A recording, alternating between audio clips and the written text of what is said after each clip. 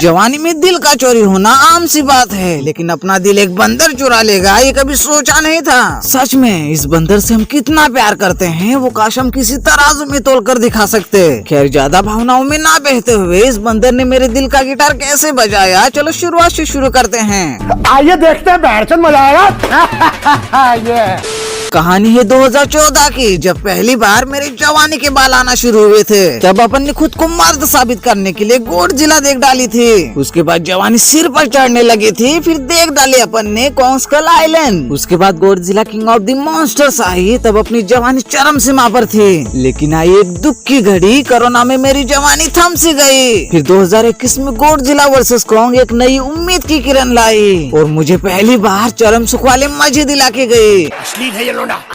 अब आई Godzilla x Kong की बारी, चलो देखते हैं ये मेरी मर्दांगी को खुश कर पाएगी या नहीं। तो कहानी सिंपल सी है, एक छिपकली और एक बंदर दोनों को एक दूसरे से प्यार हो जाता है, लेकिन बाकी जानवर इनके प्यार के दुश्मन बन जाते हैं। फिर सारे मॉन्स्टर्स मिलके इन्हें एक दूसरे से जुदा करने की हर मुमकिन कोशिश करते हैं, लेकिन बंदर और छिपकली सबके गांड में बम्बू डाल के कहीं दूर तंबू में अपना बाकी का जीवन खुशी से बिताते हैं। ये क्या बात करता है यार? Sorry my mistake. ये तो अपन ने 2027 में आने वाली गोडजिला ट्रिपल एक्स कॉन्ग की कहानी रिवील कर दी। वैसे सुनने में आया है कि उस मूवी में अपना आदि पुरुष वाला चंगादर का कैमियो भी होने वाला है। Oh my God, wow. खैर back to point, Godzilla x Kong की कहानी इतनी सिंपल भी नहीं है। ये एनिमल के नाम पे प्यार वाली बकचोदी संदीप रेड्डी वांगा ही कर सकते हैं। असली एनिमल्स कैसे होते हैं ये एडम विंगार्ड से पूछो। भले ही बंदर अदरक का स्वाद नहीं जानते हो, लेकिन केले का स्वाद लेके अदरक जैसी पाद मारना बंदर अच्छी तरह से जानते हैं। खैर दिमाग का ज्यादा गोडजिला ना करते हुए अगर सिंपल कॉन्ग की भाषा में इस मूवी को देखा जाए तो कहानी है होलो अर्थ की। ये वो जगह है जहाँ धरती के नीचे मॉन्स्टर्स और टाइटन्स का अड्डा है। अगर इस जगह के बारे में और जानने की खुजली हो रही है तो आप TV series monarch legacy of monster देख सकते हो। तो कॉन्ग होलो अर्थ में खुद को ढालने की कोशिश में लगा हुआ है। यहाँ दूसरी तरफ गोडजिला धरती के ऊपर बाकी मॉन्स्टर्स की कहकर ऐसे ले रहा है जैसे मनुष्य प्रजाति को बचाने का ठेका उसने लिया हो। गोडजिला को देखकर पुलिस वाले भी कहते होंगे मैं क्या करूँ, फिर जॉब छोड़ दूं?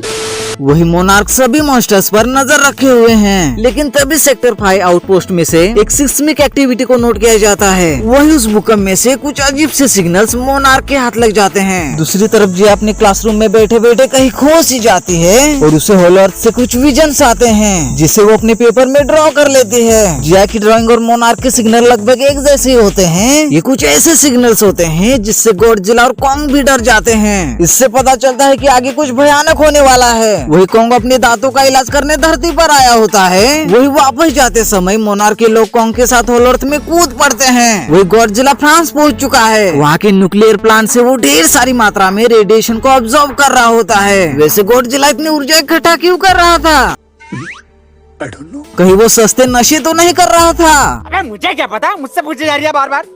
यहाँ होलो अर्थ पहुँचने के बाद मोनार्क की टीम देखती है कि उनका आउटपोस्ट तबाह हो चुका है और ये तबाही किसी और ने नहीं बल्कि स्कार किंग ने मचाई थी। वही कॉन्ग बेरोजगारों की तरह भटक रहा होता है कि उसकी मुलाकात सुको से हो जाती है। वही दूसरी तरफ मोनार्क के लोग इंसानों वाली बकचोदी करते करते होलो अर्थ के एक प्राचीन सभ्यता की खोज करते हैं। तभी वहाँ के कबीले वाले लोग उन्हें पकड़ लेते हैं और फिर से वही मिलने जुलने वाली बकचोदी शुरू करके अपने को बोर किया जाता है। वही सुको कॉन्ग को स्कार किंग के साम्राज्य में ले जाके हम दर्शकों का मजा फिर से दुगना कर देता है और यही से मूवी में असली तांडव होता है। या स्कार किंग जब पहली बार कॉन्ग के टूटे हुए दांतों का मजाक उड़ाता है। सच में मुझे मेरे ताऊ जी का वो बिना दांतों वाला चेहरा मेरे आंखों के सामने आ चुका था। खैर यहाँ जब स्कार और कॉन्ग की बैटल शुरू हो जाती है, ये दोनों एक दूसरे की लेने में थोड़ी सी भी कंजूसी नहीं करते, लेकिन जब स्कार कॉन्ग के आगे थोड़ा कमजोर पड़ता है तो स्कार अपनी क्रिस्टल द्वारा कंट्रोल किया हुआ सबसे खतरनाक टाइटन सिमो को कॉन्ग का अंत करने का आदेश देता है और यहाँ ना चाहते हुए भी जंजीरों में बंधा हुआ सिमो कॉन्ग पर अटैक कर देता है, जिस हमले से कॉन्ग के एक हाथ को गंभीर चोट लग जाती है। इसी तरह सुको की मदद से कॉन्ग अपनी जान बचाकर वहाँ से भाग जाता है। वही मोनार्क की टेक्नोलॉजी से बनाया गया गाउंटलेट कॉन्ग के हाथ में पहनाया जाता है, जिससे वो और शक्तिशाली महसूस करता है। लेकिन कॉन्ग अकेला स्कार और सिमो से नहीं लड़ सकता था, इसलिए वो गोडजिला की हेल्प लेने धरती पर आता है। यहाँ गोडजिला तैयार ही था कॉन्ग की कह कर लेने के लिए। फिर क्या, दोनों एक दूसरे के ऐसे सुझाते हैं कि उनका दर्द हमें भी महसूस होता है। तभी वह मरहम लगाने के लिए मौथर आ जाती है और दोनों को एक साथ मिलकर स्कार नामक खतरे से लड़ने के लिए बोलती है। फिर क्या स्कार किंग सिमू के ऊपर, कॉन्कोर्ड जिला के ऊपर फिर टूट पड़ते हैं चारों एक दूसरे के ऊपर। यह हमला इतना जोरदार होता है कि वहाँ के क्रिस्टल टूटकर बिखरने लगते हैं, जिसके कारण जीरो ग्रेविटी जोन क्रिएट हो जाता है और वो लड़ते हुए होलो अर्थ से सीधा ब्राजील में आ गिरते हैं। अब लड़ाई इंसानों की दुनिया में होने के कारण ऊंची ऊंची इमारतें गिरना,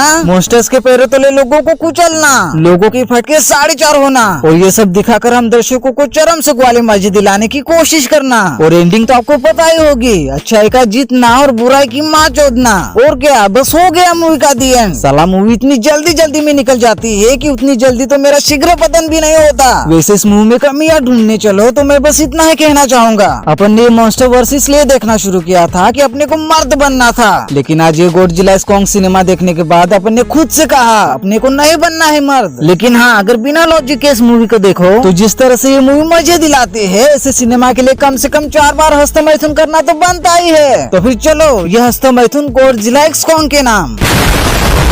बड़ा हरामी हो बेटा।